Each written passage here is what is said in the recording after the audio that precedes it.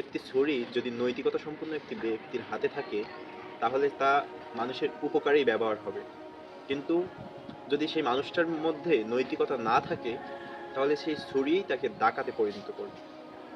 আধুনিক শিক্ষা ব্যবস্থা এবং বর্তমান শিক্ষা ব্যবস্থার সমন্বয়ে বর্তমানের যে শিক্ষা ব্যবস্থা, সেই শিক্ষা ব্যবস্থায় ছুরির মতো।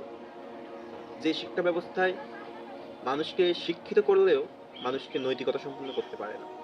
সেই জায়গা থেকে মানুষ সেই ছুরি ব্যবহার করে মানুষের উপকারের বদলে মানুষের ক্ষতির সম্মুখীন হচ্ছে।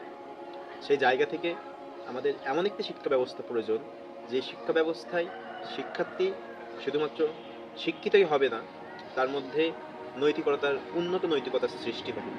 উন্নত নৈতিকতা মানুষকে তার ব্যক্তিগত জীবনে এবং সামাজিক জীবনে তার সেই শিক্ষার ফলপ্রসূ সুযোগ সুবিধা নিয়ে আসবে।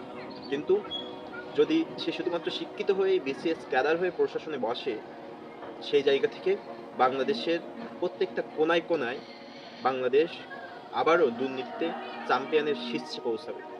আমাদের মূল সমস্যা, আমরা মানুষকে শিক্ষিত করে তুলছি, শিক্ষিত করে তারা সেই যোগ্যতার সমীচীন হচ্ছে, কিন্তু তাদের মধ্যে নৈতিকতার সৃষ্টি হচ্ছে না। এই জন্যই আজ আমাদের এত দুর্নীতির সম্মুখীন হতে হচ্ছে। আর